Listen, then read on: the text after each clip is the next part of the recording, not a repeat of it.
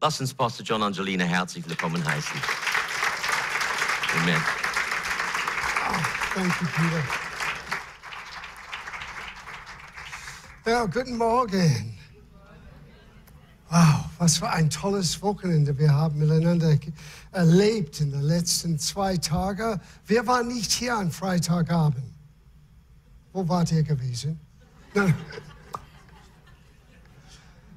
Ich habe schon am Freitag ein bisschen erzählt, warum ich mich hinsetze. Vielleicht werde ich das noch mal erwähnen. Aber ich dachte, bevor wir zum Wort kommen, bevor ich schon einiges mit euch teile, was ich im Herzen habe für uns heute Morgen, ich dachte, ich werde doch Gott ehren und euch dienen mit einem Lied. Ist das okay? Und viele von euch kennen unsere letzte Lobpreis-CD, Unerschütterlich und Treu. Und das ist ein Lied aus diesem CD. Wir sind gerade jetzt im Studio. Der nächste CD wird hoffentlich im Laufe der nächsten Monaten veröffentlicht sein. Gott schenkt neue Lieder. Und diese neuen Lieder sind immer ein Ausdruck von unserer Begegnung mit Jesus, was wir heute aktuell mit ihm erleben. Und ein Lied auf der neuen CD heißt, keine ist größer. Und das ist vielleicht für uns mehr und mehr und mehr bewusst, dass keiner ist größer, keiner ist stärker als unser Herr Jesus. Und er möchte stark sein in deinem und meinem Leben. Und er ist nicht nur stark, er ist auch wunderbar. So, das ist für einige ein vertrautes Lied, was ich schon vor einigen Jahren geschrieben habe. Es heißt wunderbar.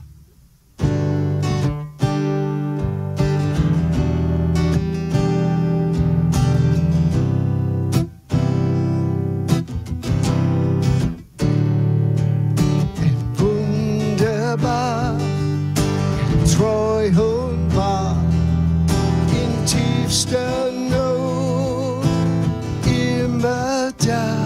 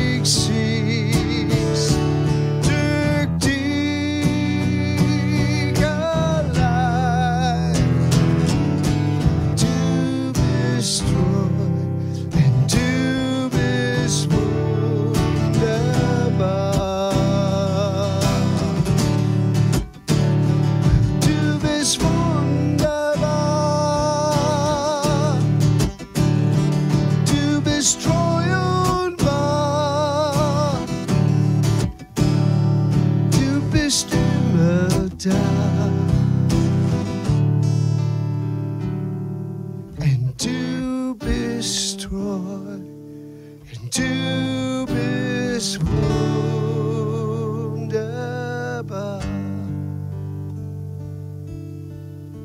Halleluja, Jesus. Herr, wir preisen dich an diesem Morgen.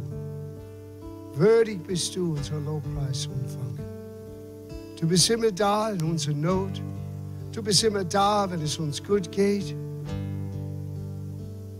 Du bist treu und wahr. Du bist würdig, Herr.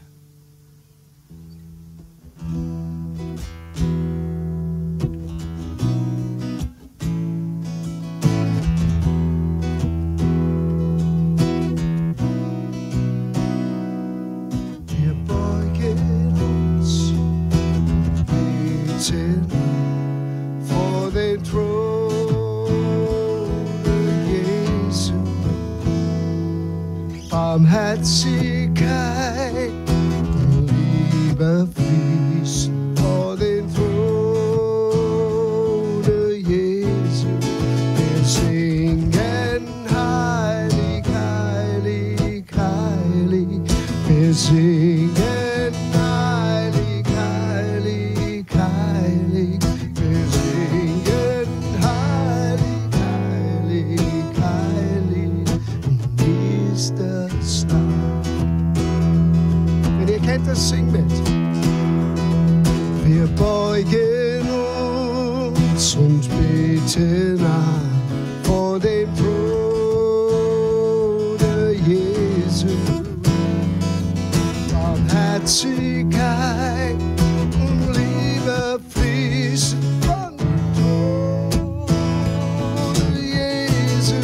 Wir singen heilig, heilig, heilig. Wir singen heilig, heilig, heilig. Wir singen heilig, heilig, heilig. Ist das Lamm. Wir singen würdig ist das Lamm. Wir singen würdig, würdig, würdig. Wir singen würdig, würdig, würdig. Wir singen würdig, würdig, würdig. Ist das Lamm. Halleluja.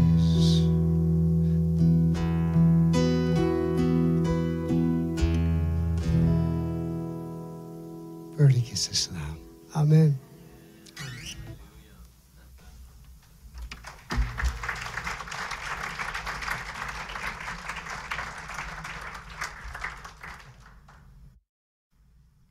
Ja, ich werde mich hier hinsetzen. Mach es mir bequem. Und für die am Freitagabend hier waren, ihr habt es schon gehört, aber ich habe euch am Freitag ein bisschen Rückblick gegeben von meinem Leben. Das letzte Mal, dass ich hier war im Januar letztes Jahr. Und jedes Mal, wenn ich komme, ich bin hier zu Hause. Und ich habe Peter gesagt, ich denke, ich werde genauso dienen an Sonntagmorgen, wie ich in unserer Gemeinde seit fast einem Jahr diene. Und bei mir war das zufällig eine Situation. Im April hatte ich ein Problem mit meinem Herz und ich wusste nicht, was war los. Und landete im Krankenhaus und ich war fast 7 Wochen außer Gefecht. Und ich wollte so gerne wieder arbeiten. Und meine Frau und meine Kardiologe haben beide gesagt, okay, unter einer Bedingung. Du musst dich schonen, was immer das heißt. So, ich dachte, um zu beweisen, dass ich mich schone, ich habe begonnen, mit einem Stuhl mein Predigt zu halten.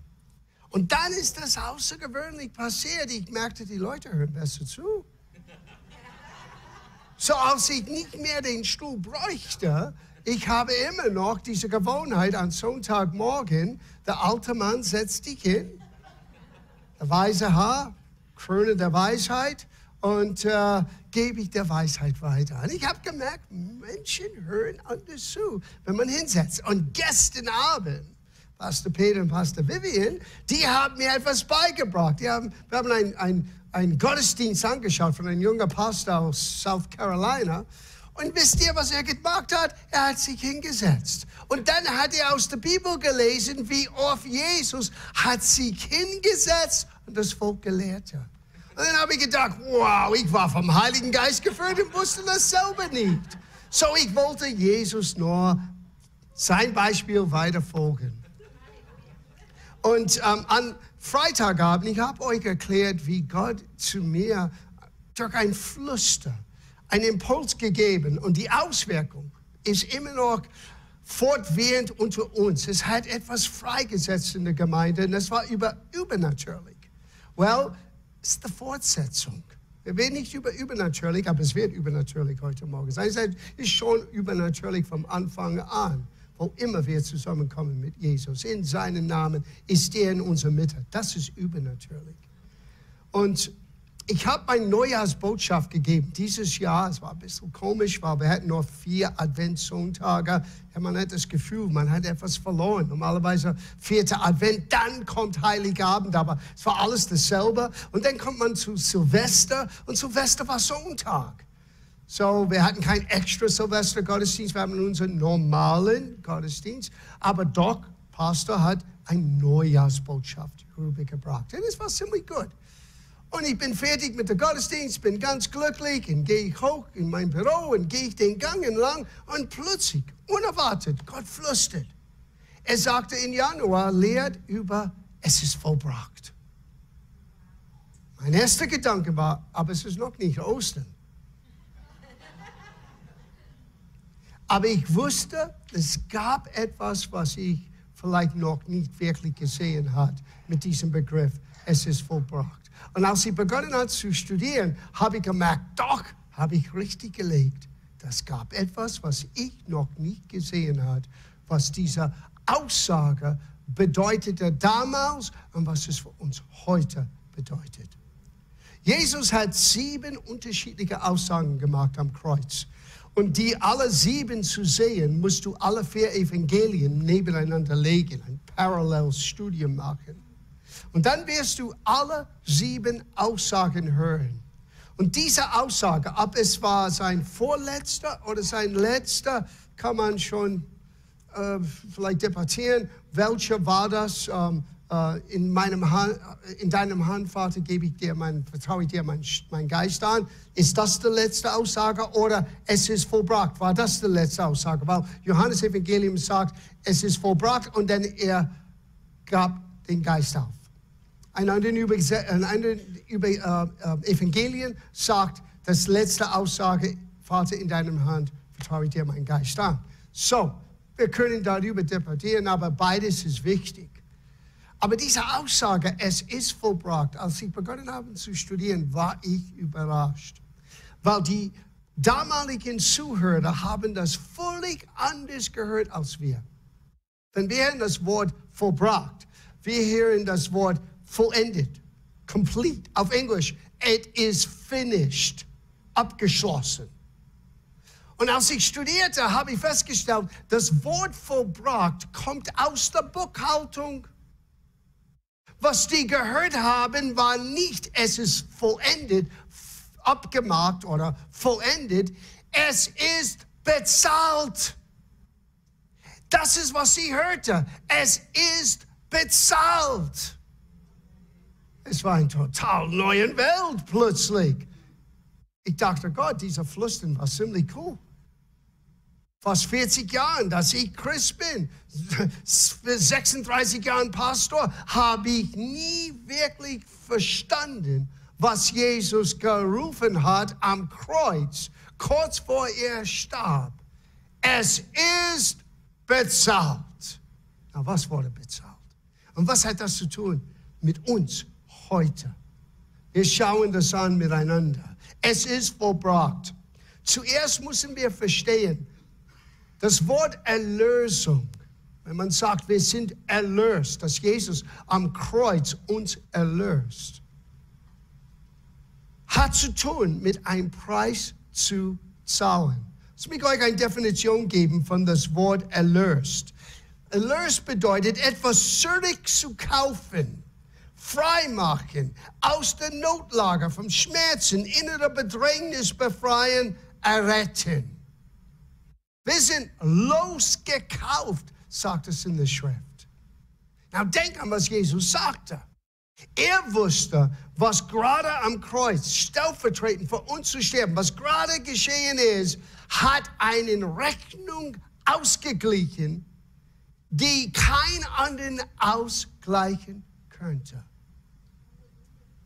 Er hat es ausgerufen über uns. Er hat keine Schuldschrift. Er hat keinen Schuld, das er zahlen mussten. Wir Menschen hatten den Schuld. Und er hat unsere Schuld für die Ewigkeit bezahlt. Es ist vollbracht, es ist bezahlt. Schau das an mit mir. 1. Korintherbrief, Kapitel 6. Es ist in Vers 19. Und erlaubt mir, ich werde das lesen gerade jetzt aus der Hoffnung für alle Übersetzungen. Denn der Rest der Schriftstellen, die wir benutzen werden heute Morgen, sind aus der Schlachter 1951. Aber diese Aussage aus der Hoffnung für alle fand ich sehr, sehr gut zum Ausdruck gebracht. Ich möchte es vorlesen.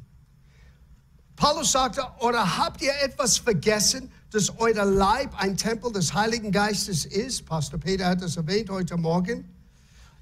Den euch Gott gegeben hat, now hört gut zu, er gehört also nicht mehr euch selbst. Gott hat einen hohen Preis gezahlt, um euch frei zu kaufen. Deshalb dient nun auch mit eurem Leib dem Ansehen Gottes in der Welt. Wir sind in anderen Worten Gott doch schuldig. Wir sagen, wir haben den Freiraum, das zu tun, aber nicht ganz. Paulus hat uns daran erinnert, wait a minute, vergesse nicht, ihr gehört euch selber nicht mehr. Na, das stoßt gegen unsere moderne Gesellschaft. Das ist nicht der Zeitgeist von der heutigen Zeit. No, no. Ich bin mein eigener Mensch. Well, bist du Christ? Glaubst du an Jesus? Oh yeah. Well, sorry, sweetheart. Du gehörst dir selber nicht mehr. Du kannst nicht flapsig mit deinem Leben irgendwo Dinge tun und umgehen und machen und tun, wie du willst. Ja, aber Gott kennt mein Herz. Ja, und Gott sieht deine dumme Taten auch. Ja, er kennt dein Herz. Aber er möchte, dass du und ich verstehen, wait a minute. Etwas Gewaltiges ist passiert und etwas mit einem hohen Preis wurde bezahlt, um uns diese Freiheit und dieses neues Leben, dieses Zoe zu ermöglichen. Leben, wie Gott es will, damit wir das erfahren können. Und wir gehen manchmal so freizügig mit das Ganze um. Und die ganze Zeit Paulus sagte, vergesse nicht. Du hast eine freie Entscheidung, ja. Aber als du mit deiner freien Entscheidung sagte, Jesus, du bist mein Herr, komm in meinem Herzen, ich vertraue dir mein Leben an. Du gehörst dir selber nicht mehr. Guten Morgen. Now, Gott wird deinen Arm nicht brechen, damit du seinen Wille tust. Aber du wirst seinen Wille völlig anders angehen. Du wirst es völlig ernster angehen, wenn du beginnst zu begreifen, was Jesus sagte am Kreuz. Es ist bezahlt. Weil man muss daran denken, er hat sein Leben gegeben, um diese Aussage für uns und über uns auszusprechen. Es ist bezahlt. Es ist bezahlt. Schauen wir das an. Das ist jetzt Kolosserbrief, Kapitel 1. Diese Aussagen haben mein Leben verändert. Ich war ein junger Christ mit viel Eifer und überhaupt nichts im Gehirn. Wie die meisten von uns, wenn wir gerade anfangen. Ich liebte Jesus und war bereit, alles zu tun, aber manchmal man tut Dinge, die nicht biblisch sind. Und irgendwann, das ist schon vor 40 Jahren fast, da gab ein Buch, die im Umlauf waren, in charismatischer, pfingstlicher Kreisen. Und im Grunde genommen, dieses Buch sagte, dass jeder Christ, obwohl er gerettet ist, obwohl ihm vergeben ist, er muss auch befreit sein von Dämonen, weil jeder Christ hat Belastung. Ja, es gibt einige von uns, die belastet sind, aber das ist selbst verursacht, muss ich euch sagen. Weil es jemand in Christus ist ein neuer Kreatur. Das Alte ist vergangen, siehe, es ist alles neu geworden. Hallo? Get with the program. Aber ich habe den Programm nicht wirklich verstanden. Ja, ich bin ein junger Christ, Baby Christ. Es ist mir alles neu. Und jemand kommt mit, so spricht der Herr, es ist in ein Buch, es muss stimmen, oder? Und ich war Teil, einfach sogar, ich bin nur ein Baby-Christ und jetzt bin ich Ältesten in einem Befreiungsdienst. Und Nacht für Nacht, Abend für Abend, wir haben Dämonen aus Christen rausgetrieben. Und am nächsten Abend, es war dasselbe Christen, die zurückkamen. Und irgendwann, ich muss ehrlich sagen, ich war jung, fit, ja, ich arbeite auf dem Bau, hatte keinen Bauch. Bräuchte nicht so viel Schlaf. Ich habe manchmal gearbeitet, gedient bis 2 Uhr in der Früh. Ging ich nach Hause und um 5 Uhr musste ich aufstehen, damit ich um 6 Uhr auf der Bau wieder von meiner Arbeit da bin. Und nach ein paar Wochen, ich muss zugeben, ich war todmüde. Und in meinen Verzweiflung, ich ging zu Jesus und ich sagte, Jesus, das kann nicht stimmen. Es ist immer dasselbe Menschen und es ist immer dasselbe Käse und es ist Schreien und Machen und Tun. Und wenn ich dein Wort lese, du hast es ein bisschen anders gemacht. Du hast einen Befehl gegeben und das war's. Irgendwie denke ich, dass ich mache etwas Falsches. Gott redet zu mir und sagte, John, lies deine Bibel, Kolosserbrief Kapitel 1. Ganz klar, lies deine Bibel, Kolosserbrief, Kapitel 1, ab Vers 12. Komm, lesen wir.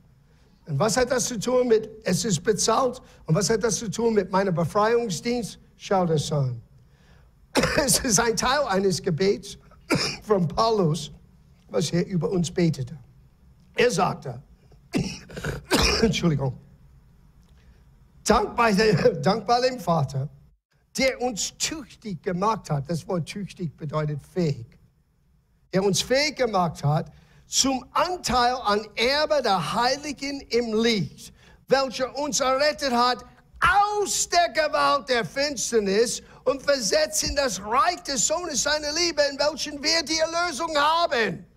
Und der Geist Gottes sprach zu mir, als ich das las, wenn du schon erlöst aus der Gewalt der Finsternis, warum hast du Zeit, wieder dort reinzuspielen? Du bist nicht mehr in der Gewalt der Finsternis, du bist jetzt versetzt in das Königreich Gottes. Und ich sagte, oh, was machen wir hier? Ich werde nie vergessen, es war eine junge Dame und sie war ziemlich schlank, schmal. Und eines Abends habe ich gesehen, wie sie 5 Männer durch den Raum geschleudert hat.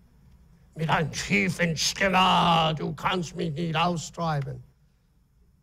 Und das war ein Christ. Und dann lese ich das. Dann habe ich sie konfrontiert. Was ist hier los? Was spielst du? Und dann hat sie angefangen zu weinen. Sie sagte, ich habe jeden Abend gebetet, dass der Teufel mich wieder benutzen würde, weil die Aufmerksamkeit hat mir so gut getan. Mensch, people are crazy. Und wenn du nach den natürlichen Umständen gehst, das sah übernatürlich aus. Der Teufel sagt, es war alles ein Spielchen, uns abzulenken als junger Christen, dass wir nicht entdecken können, was wir sind, was wir haben und was wir tun können, weil wir in Christus. Und Dank sei Gott für den Heiligen Geist. Er hat mich aus meiner Dummheit befreit. Und er hat uns hier gesagt, wir sind befreit aus der Gewalt der Finsternis. You see, das hat einen Preis gekostet. Wir sind erlöst. Wir sind losgekauft. Ein Preis wurde bezahlt. Als Jesus am Kreuz rief, es ist bezahlt, er hat prophetisch über die Menschheit rausgerufen, diese Schuldschrift, eine Schuldschrift? Oh, lass uns weiterlesen. Es gibt eine Schuldschrift gegen uns. Lass uns das anschauen, Kolosserbrief, aber Kapitel 2. Schauen wir das an. Auch euch, die ihr tot waret. Wait a minute, John, wann waren wir tot? Man muss verstehen, was die Bibel, das Neue Testament, meint mit das Wort Tod. Du musst es wirklich anschauen. Hier ist nicht physischer Tod gemeint. Hier ist unser geistlicher Zustand, bevor Christus in unser Leben kommt. Wie wir sind mit Gott. Wir sind getrennt von Gott. Das nennt man die Bibel geistlicher Tod. Das heißt nicht, dass wir nicht existierten. Es heißt, unser Geist war getrennt von Gott. Wir hatten keinen Zugang zu Gott, keine Gemeinschaft mit Gott, bis das Evangelium kam. Und wir alle, ob man Jude war oder nicht Jude war, wir waren alle in derselben geistlichen Zustand, getrennt von Gott. Wir waren tot in unseren Übertretungen. Und lass uns weiterlesen. Und den unbeschnittenen Zustand unserer Fleisches. In anderen Worten, wir hatten keinen Zugang als Heiden, also er schreibt an eine heidnische Gemeinde, nicht jüdische Gemeinde. Wir hatten keinen Zugang zu einer Verheißung Gottes. Wir waren nicht ein Teil der Beschneidung. Das war ein Zeichen für Abrahams Bund mit Gott. So, wir waren getrennt wegen unserer geistigen Zustand. Wir hatten keinen Zugang zu einer Verheißung Gottes, weil wir nicht jüdisch waren, nicht beschnitten. Aber schau das an. Hat er mit Jesus lebendig gemacht, da er euch alle Übertretungen vergab, Halleluja, dadurch, dass er die gegen uns bestehenden Schuldschrift, welche durch Satzungen uns entgegen war, auslöschte. Na, das ist der Hammer. Das gab ein Schuldschrift gegen uns im Himmel mit aller unserer Schuld, die wir nie zahlen können, aber zahlen mussten. Und hier kommt einer, der fähig ist, der Rechnung auszugleichen. Und er sagte, bezahlt. Es ist bezahlt. Und diese Schuldschrift, und das ist so cool, diese Schuldschrift ist nicht nur in zwei gerissen, es ist ausgelöscht.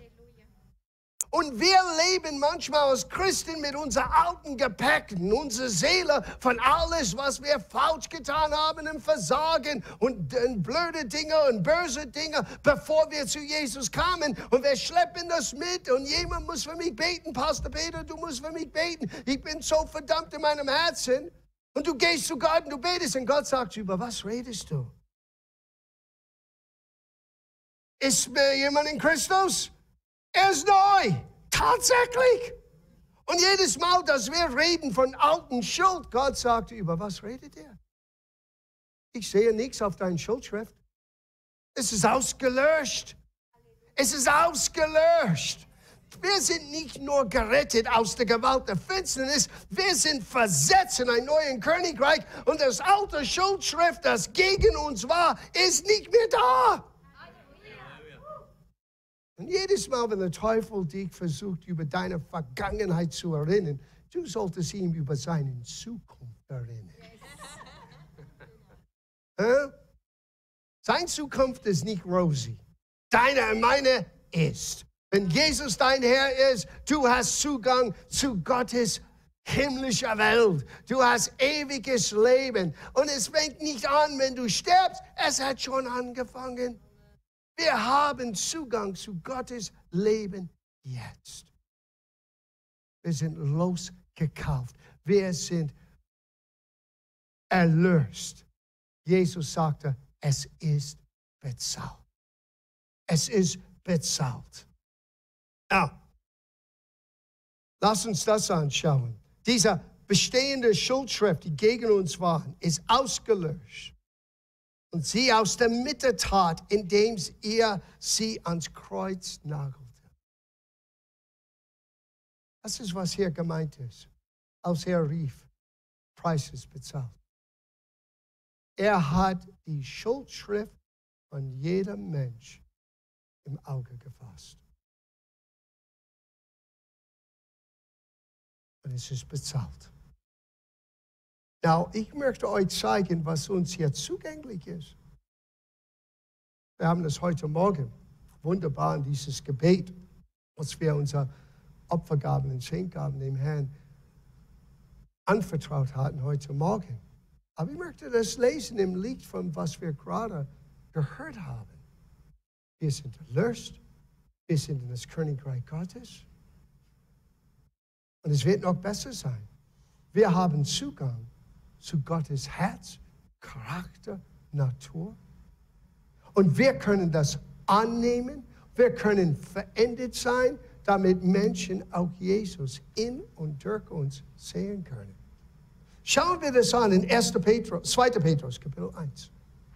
2. Petrus, Kapitel 1. Vers 3. Nachdem seine göttliche Kraft uns alles, der Urtext hier von alles bedeutet alles. Alles. Alles, was wir brauchen zum Leben. Mach deine Liste und sei nicht so übergeistlich. Sag mir nicht, dass du brauchst Flügel und einen Heiligschein zum Leben. No, was brauchst du zu leben? Eine Arbeit, eine Wohnung, vielleicht ein Auto, Essen zu haben. Wenn du Kinder hast, oh meine Güte, die fressen ständig. Nicht billig. Ja? Kommen in Teenageralter, die sind Fressgeräte, meine Güte. Es hört nie auf. Und hier sagt Gott, durch Petrus, alles, was wir brauchen zum Leben, aber nicht nur zum Leben und zur Gottseligkeit. Du sagst, ja, Gottseligkeit, was soll das sein?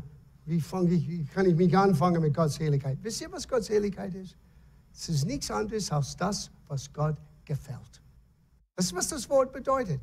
So alles, was du brauchst, um dein Leben zu leben und sogar ein Leben auszuleben, die auch Gott wohlgefällig ist. Schau das an. Oh, ja, muss ich so scrollen hier. Hat uns geschenkt. Geschenkt hat Vergangenheitsform. So manchmal, wir gehen zu Gott, wir beten und Fürbitte machen und anderen Leute bitten, mit uns zu beten, über etwas zu beten, was Gott uns schon zugänglich gemacht hat. Alles, was du brauchst für Leben in ein Gott wohlgefälliges Leben, ist dir schon geschenkt. Es ist bezahlt. Es ist bezahlt. Wie kommt das zu uns? Das ist die Frage. Sieh, es kommt nicht alles auf uns wie ein reifer Apfel, wie es fällt von einem Baum. Gott hat seine Wege. Der Preis ist bezahlt. Es ist vollbracht. Es ist bezahlt. Aber wie können wir dieses Erlösung, dieses neues Leben realisieren? Wie können wir das sichtbar machen, erlebbar machen in deinem und meinem Leben? Hier geht's los. Petrus hilft uns zu begreifen. Es kommt zu uns durch die Erkenntnis dessen, der uns Kraft in seiner Herrlichkeit und Tugend berufen hat. Ich weiß, das klingt alles so biblisch. Aber schlicht und einfach, alles, was es sagt, ist, es kommt zu uns, indem wir Gott besser kennenlernen. Weil es ist Gott, der uns berufen hat, nach seiner Fähigkeit und Tugend, das heißt seine Aufrichtigkeit. So umso mehr, dass du Gott kennst, umso mehr wird dieses Leben und diese Fähigkeit, ein Gott wohlgefälliges Leben zu führen, uns zugeteilt, uns geschenkt. Aber nicht nur das, es ist nicht nur pauschal. Petrus wird ganz spezifisch sein. Wir lesen weiter. Durch welche uns die teuersten und größten Verheißungen geschenkt sind, damit ihr durch denselben göttliche Natur teilhaftig werdet. Oh, ich weiß, das ist alles so biblische Begriffe hier. Darf ich das vereinfachen? Weil ich bin ein ziemlich einfacher Mensch. Lass mich das vereinfachen für uns alle. Gott möchte, dass wir das Leben ausleben, was Jesus am Kreuz für uns ermöglichte, durch einen hohen Preis. Und das geschieht, wenn wir beginnen, ihn zu kennen, wer er ist, was ihm gefällt und wer wir jetzt sind und was wir sein können, wegen das, was Jesus, sein Sohn, am Kreuz für uns getan hat, als er rief, es ist bezahlt. Und damit das alles geschehen kann, Gott hat das aufgebrochen, wie er ist, wie er tickt, was ihm gefällt und was ihm nicht gefällt, durch das, was Petrus nannte, teuersten, kostbaren Verheißungen. Sieh, jede Verheißung offenbart sich uns Gottes Herz. Was denkt Gott über meinen Mangel? Oh, Gott denkt das. Eine Verheißung. Was denkt Gott über meinen Schmerz? Oh, hier ist eine Verheißung. Und für jeden Mangel, jede Herausforderung, jedes, was uns Leben beraubt, in dieser gefallenen Welt, was auf uns zukommen könnte, hat Gott schon einen kostbaren und teuersten Verheißung für uns vorbereitet in seinem Wort, die das abdeckt. Und wenn wir das erkennen und annehmen und beginnen das wie kann ich das sagen? Das wird zu unser sein. Das ist meins. Es gehört mir. Gott hat mir das geschenkt. Jesus hat einen teuren Preis bezahlt, um mir diese Verheißung zu geben. Und plötzlich, es ist nicht nur ein Bibelvers, es ist plötzlich Leben für mich. Und nicht nur Leben, der mein Leben ein bisschen schöner macht. Ich beginne zu sehen, Gott, wie er wirklich ist. Mehr und mehr durch diese Verheißungen. Und umso mehr, dass ich ihn kenne, umso mehr habe ich Zugang zu seiner Natur. Und dann etwas Außergewöhnliches, Übernatürliches passiert ist. Wir werden verwandelt. Wir werden verändert.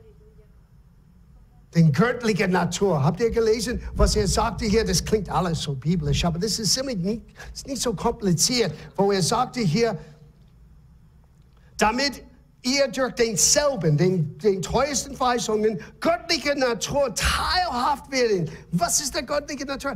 Jesus! Der Charakter Jesu, das Herz Jesus. Jesus wird mehr und mehr sichtbar sein in deinem, in meinem Leben. Wir werden teilhaft oder wir werden Anteil haben an seiner Natur.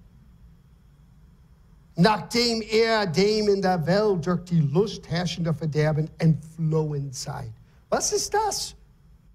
Alles, was passiert ist, was nicht in Ordnung ist in dieser Welt, ist eine Auswirkung von Adams Lust. Er wollte diesen Frucht essen, weil es sah so cool aus. Bitte hör auf, Eva den Schuld zu geben. Ja, wir Männer, wir sagen, ja, wenn es wird nicht für die Frauen, wir werden immer noch im Garten sein. No. Lies das ganz genau in Kapitel 3 vom 1. Mose. Adam stand direkt neben Eva, als sie wurde verführt. Und es war Adam, der sagte, das sieht ziemlich cool aus. Ich werde auch wie Gott sein. Ich wusste nicht, dass er schon wie Gott war. Er hat vergessen, er könnte zum Baum des Lebens geben. Der Weisheit Gottes, immer zugänglich für ihn jeden Tag. Nein, ich möchte diese einen, wo Gott sagte, ich darf nicht. Und er spielte Gott. Und die ganze Welt ist in diese Verderben hineingekommen. Menschen sagen, ja, wenn Gott so ein liebender Gott ist, warum ist die Welt so, wie es ist? Deswegen, hör auf, Gott in Schuld zu schieben. Wir haben das getan. Wir Menschen, indem unser Großvater Adam hat Hochverrat gegen Gott gemacht. Die ganze Welt ist in Verderben gegangen und die Folgen von dieses Verderben lebt weiter, bis Gott alles endet. Und es wird eine Zeit kommen. Warum wartet er so lang? Weil einige von uns sind ein bisschen langsam. Und weil Gott möchte uns alle eine Chance geben, dieses neues Leben jetzt zu haben. Weil wenn Gott sagte, es ist an die Zeit, alles zu enden, es wird zu spät sein. Jetzt ist die Zeit der Gnade. Jetzt ist die Zeit, wo der Heilige Geist spricht. Jetzt müssen wir verkündigen, aber jetzt müssen wir zuhören. Die Entscheidung liegt bei uns. Gott zwingt uns nicht. Aber wenn wir sagen, Jesus, ich möchte dich kennen. Wenn wir sagen, Jesus, ich möchte, dass du in meinem Herzen kommst, dann müssen wir auch hören, wie Jesus sagt am Kreuz, es ist bezahlt. Und du bist befreit aus der Gewalt der Finsternis. Du bist versetzt in das Königreich Gottes. Du hast Zugang zu den Verheißungen Gottes. Und wisst ihr, was Paulus sagt über die Verheißungen Gottes?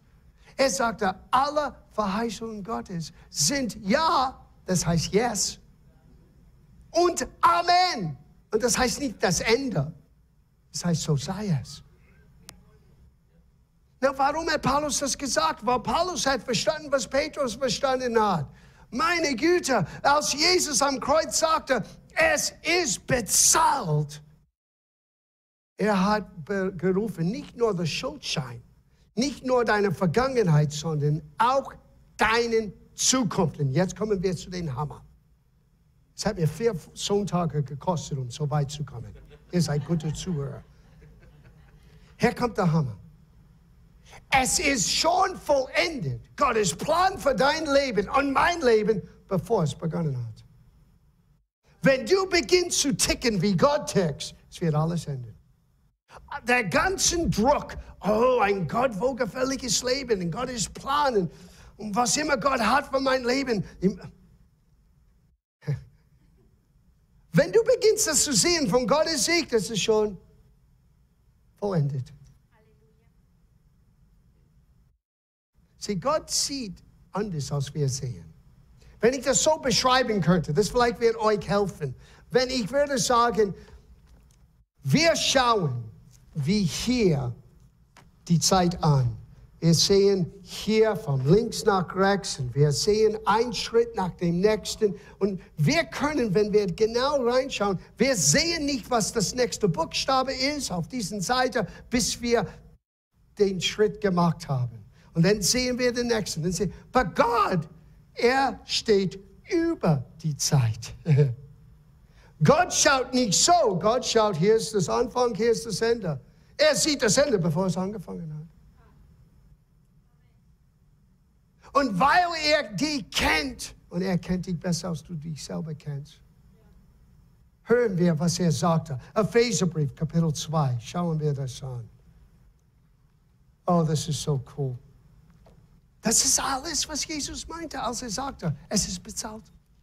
All das ist in dieser Aussage. Es ist bezahlt. Deine Vergangenheit, deine Zukunft. Und die Art und Weise, wie du Veränderungen erleben kannst, die Art und Weise, wie du Zugang zu Gottes Helfer und Gottes Charakter, alles am Kreuz ermöglicht. Einen hohen Preis wurde bezahlt. Epheserbrief, Kapitel 2, Vers 8. Denn durch die Gnade seid ihr gerettet, vermittels des Glaubens und das nicht aus euch. Gottes Gabe ist das. Und er redet von der Glaube, sogar an Gott zu glauben, kommt auch nicht aus uns. Alles ist ein Geschenk. Wie kommt dieser Glaube zu uns? Demnach kommt der Glaube durch das Hören, das Gehörte durch Gottes Wort.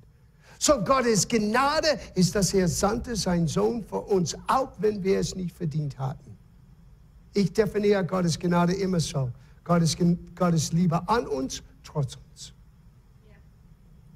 Trotz uns. Keiner von uns hat es verdient, er hat es trotzdem getan. Und dann kommt das Evangelium. I don't know, vielleicht ein Freund hat dir mitgeteilt oder du hast eine Fernsehsendung angeschaut, du hast einen YouTube-Channel angeschaut, jemand hat dich eingeladen in einen Gottesdienst wie dies heute Morgen, vielleicht sogar heute Morgen ist der Morgen. Und du hörst zum ersten Mal, ich muss jetzt eine Entscheidung treffen. Was mache ich mit diesem Jesus, der zum Kreuz ging, der einen Preis für mich bezahlt hat? Ich kannte ihn nicht. Und er hat das für mich getan. Jetzt muss ich eine Entscheidung treffen. Und wenn du dich klug entscheidest, wirst du sagen, Jesus, ich nehme diese Gabe an. Und diese Gnade, dieses unverdiente Gunst Gottes, kommt zu uns. Und sogar die Fähigkeit, dieser Botschaft zu vertrauen, ist ein Geschenk. Gott schenkt uns das durch das Hören seines Wortes. Deswegen, wir müssen es verkündigen. Und dann sagt er hier, Vers 9, nicht auswirken, damit niemand sich rühme. Denn wir sind sein Werk. Oh, bitte, sag das. Ich bin Gottes Werk. Ich bin Gottes Werk. Sag's nochmal. Ich bin Gottes Werk. Na, du solltest lesen, was die Bibel sagt über Gottes Werk. Wie herrlich, wie wunderbar, wie schön. Alles, was Gott tut, ist super cool. Du bist super cool. Ja, aber du kennst mich nicht. Ich muss dich nicht kennen. Ich weiß, wie Gott dich sieht. Halleluja. Wir alle haben Ecken und Kanten. Wir alle haben Stärken und Schwächen. Yes, aber Gott sieht dich durch Christus. Gott sieht dich vollendet. Gott sieht dich als etwas Neues. Ist jemand in Christus. Und schau, was er sagte hier. Er sagte, denn wir sind sein Werk, erschaffen in Christus Jesus zu guten Werken, welche Gott zuvor bereitet hat, dass wir darin wandeln sollen. Hier ist das ganze Abenteuer als Christ. Du musst nur lernen, auf der richtigen Pfad zu gehen. Das ist alles. Weil Gott hat alles vorbereitet. Und Jesus hat den Preis bezahlt. Es ist vollbracht, es ist bezahlt. Nicht nur unsere Vergangenheit und Schuld auszulöschen, sondern auch einen neuen Königreich, einen neuen Weg des Lebens, einen Zugang zur Verheißung Gottes und ein Plan Gottes, die maßgeschnitten ist für dich, weil Gott kennt dich und er weiß, wie du tickst. Besser, als du dich selber kennst. Und wir schränken Gott ein, weil wir sehen uns nur aus unserer Erfahrung, nur aus unserer Vergangenheit, nur aus was wir denken, dass wir tun können. Und wir lassen nie Raum zu entdecken, das große, wunderbare Geschenk Gottes, was er vielleicht uns nicht nur geben möchte, sondern durch uns für anderen tun möchte. Ich glaube, mein Leben ist ein kleines Beispiel von das. Wer hat je gedacht, als Gott sagte zu mir, ich habe dich berufen, die deutschsprachigen Länder zu verkündigen. Ich dachte, Gott, hello. Ich fühlte mich wie Gideon, als Gott kam und sagte zu Gideon, er ist in ein Versteck, weil er hat Angst wegen die Feinde Israels. Und Gott kommt und sagt, du starker Held, du. Und ich kann mir vorstellen, Gideon dachte, wer sonst ist in dieser Höhle mit mir? Er kann nicht zu mir reden, hello? Und so ging es mir.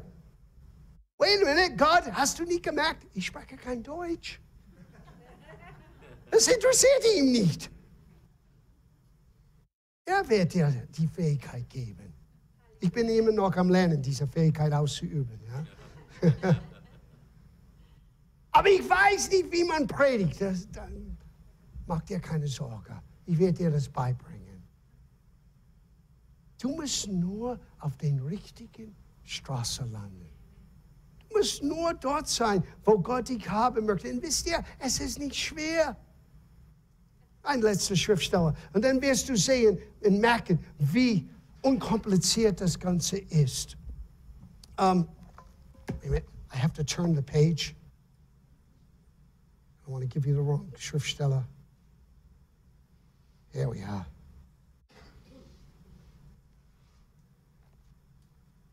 We're going to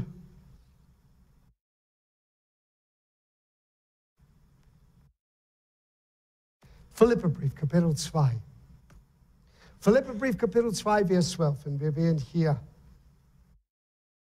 abschließen. Vers 12, darum, meine Geliebten, wie ihr alle Zeit gehorsam gewesen seid. Ich habe das von meiner Gemeinde gelesen. Ich sagte, ich spreche das aus über euch. Genauso wie Paulus das sagte über die Gemeinde in Philippi.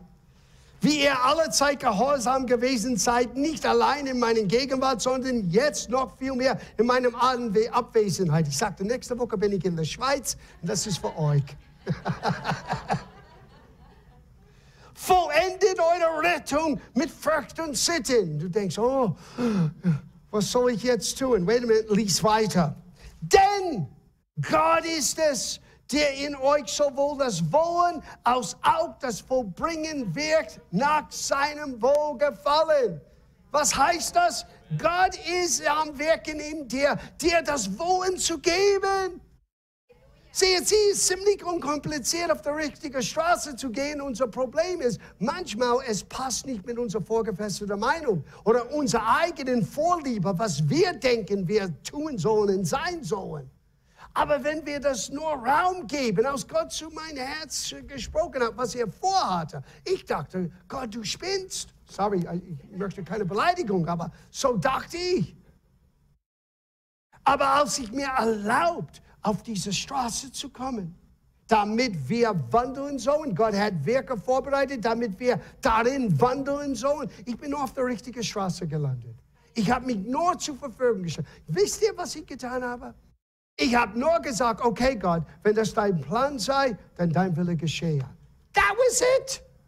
Am nächsten Tag hat jemand, Ernst Roslein, mich angerufen und sagte, John, wir sind am Beten, ob wir nicht einen Hauskreis beginnen sollen. Und irgendwie, wir alle haben den Eindruck, du solltest der Bibellehrer sein.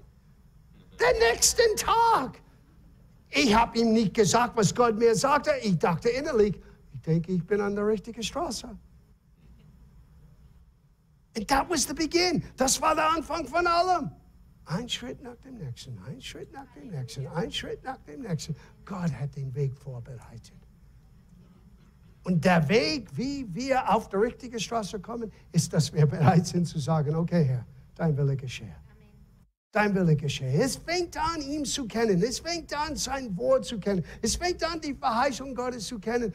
Aber es hat zu tun mit unserem Bereitsein zu sagen, Herr, nicht mein Wille geschehe, sondern deiner.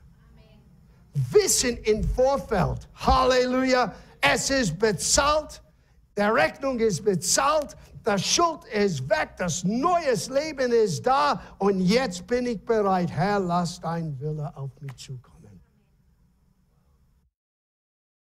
Ist es immer einfach? No. Bin ich Halleluja eingestellt jeden Tag? Auch nein. Möchte ich manchmal wünschen, dass ich könnte etwas anderes tun? Oh ja. Yeah. Aber wenn ich ganz ehrlich mit mir selber bin, ich muss sagen, Gott, danke, danke. Du hast mein Leben so bereichert. Du hast Dinge in meinem Leben, durch meinem Leben, für anderen getan und für mich getan, die weit über mein eigenes Vorstellungsvermögen hinausgingen. Und ich bin noch nicht fertig. Ah. Ich bin noch nicht fertig. Ich habe das Gefühl, es fängt gerade jetzt richtig an. Gott zündet meine Kerzen neu an. Ja, es gibt immer Etappen in anderen Aufgaben. Aber hey, es gibt einiges vor mir. Als ich plötzlich erkrankt wurde mit meinem Herz, ich wusste innerlich, this is not the end. It's not my time. Ich habe noch nicht alles fertig gemacht. Und ich verstehe das nicht. Und ich verstehe diese Attacke nicht. Wie könnte es sein? Sieh, viele Menschen nehmen so viel Zeit mit, wie könnte das sein? Und was? Ich habe nur eins gesagt. Es ist mir völlig egal, was der Teufel tut. Ich weiß, das ist nicht meine Zeit. Ich werde mein Ziel, meine Straße durchlaufen, bis ich ans Ziel komme. So Gott, wenn ich das verursacht habe, wenn mein Lebensstil oder irgendetwas zeigt mir, damit ich das enden kann, aber eins weiß ich werde wieder aufstehen und ich werde wieder hinsetzen. Ja, wie Jesus, er hat sich hingesetzt und hat den Volk gelehrt. Das ist eine sehr positive Auswirkung von dieser schrecklichen Zeit letzten April. Ich habe gelernt, hinzusetzen und zu verkündigen, wie Jesus. Und ich hoffe, dass ihr alle seht heute Morgen, wie kostbar wir alle sind vor Gott. Weil Jesus hat das nicht verallgemeint. Er hat tatsächlich, und ich weiß, es ist schwer für uns zu begreifen, aber weil er Gott ist, Gottes Sohn ist, er hat die Fähigkeit gehabt, jeder einzelne von uns zu sehen, als er am Kreuz hing. Er hat Vivian, er hat Peter, er hat John, er hat Susie, er hat Katja. Everyone, jeder Name. Und als er rief, es ist bezahlt, es war nicht pauschal, es war mit Absicht ausgesprochen über unser Leben, obwohl unser Leben noch nicht begonnen hat. Hätten wir Zeit gehabt, wir hätten in den Epheserbrief gelesen, dass Gott uns erkannt hat bevor der Grundlegung dieser Welt. Epheserbrief Kapitel 1, Verse 3 und 4. Er hat uns erkannt. Wie kann er das tun? Denk an deine Bibel, denk an, was ich euch gesagt habe. Vor Gott ist es gar kein Problem. Er steht über die Zeit. Bevor es begonnen hat.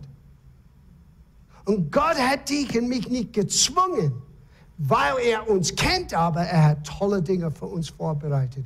Wir müssen es nur bejahen.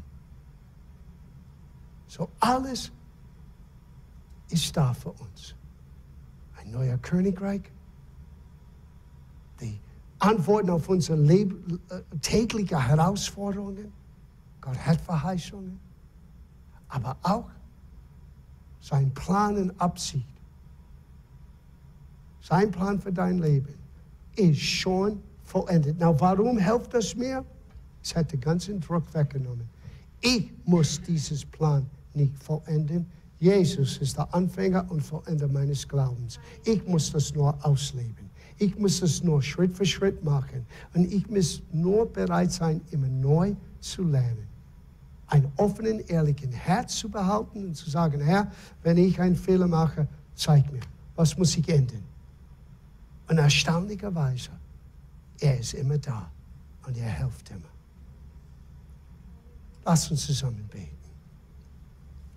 Vielleicht mit geschlossenen Augen, damit es ganz für einen Moment privat sein kann. Weil ich kenne nicht alle hier heute Morgen. Und es kann sein, jeder einzelne von euch haben schon längst eine Entscheidung für Jesus getroffen.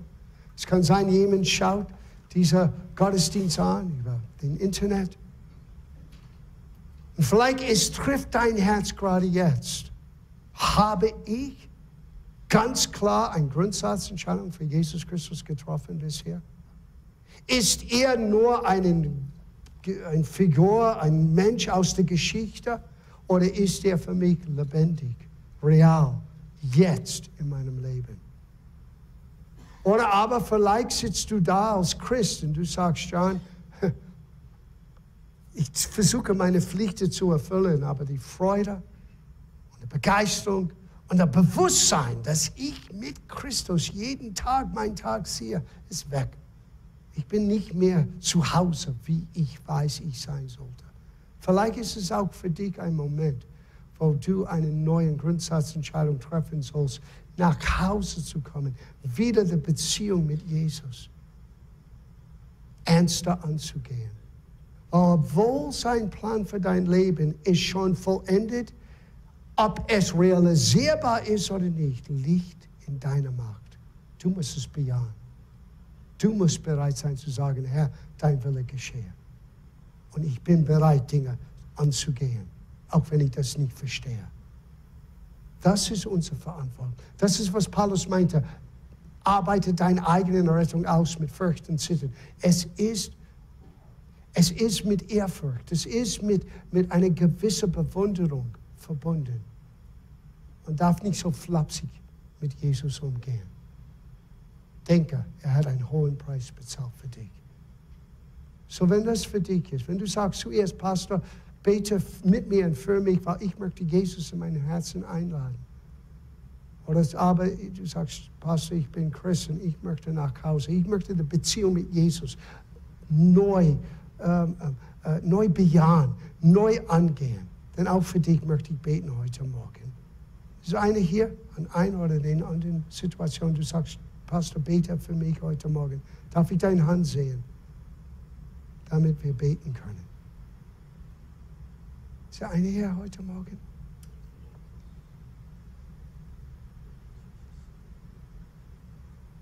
Ich sehe keine Hand gerade jetzt.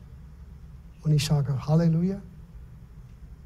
Dann sage ich zu uns alle, dass wir, nehme ich an, ich bin Christ, ich bin dabei, ich bin auf dem Weg. Dann möchte ich euch sagen, sei ermutigt und geh weiter. Das wird nichts auftauchen in deinem Leben. Es mag sein, es wird dich überraschen. Und nicht immer positiv. Aber es wird nicht Gott überraschen. Er wusste, bevor der Grundlegung der Welt, jede Herausforderung, jeder Hindernis, jeder Problem. Und er hat schon vorgesorgt mit Verheißungen durch seinem Wort für deine Zukunft. Und er hat einen Preis bezahlt, damit du und ich ans Ziel kommen kann. Und am Ende unseres Lebens, wir können vor Jesus stehen und hören, gut gemacht, mein treuer, lieber Kind. Gut gemacht. Amen. So, Vater, wir danken dir an diesem Morgen. Danke, dass dein Wort uns Ermutigung schenkst. Danke, dass wir selber den Druck ablegen können, weil es ist vollbracht. Es ist bezahlt. Du hast einen Plan für uns. Und wir sind am Entdecken. Das Wollen sowohl auch das Vollbringen. Du schenkst das in unser Herzen. So wir sagen kollektiv, Herr, lass dein Wille geschehen. In uns, unter uns und durch uns. Und mach aus uns ein Segen für die Menschen um uns herum. Das alles zu deiner Ehre. In Jesu Namen. Amen. Amen. Ihr Lieben, ich wünsche euch Gottes Segen. Danke, dass ich hier sein durfte. Jedes Jahr, das ist immer ein Genuss, am Beginn des Jahres hier in Zürich zu sein. Und ich habe euch ganz lieb. Ich bin nicht hier ein Gast, ich bin zu Hause hier mit euch. Ich wünsche euch Gottes Segen.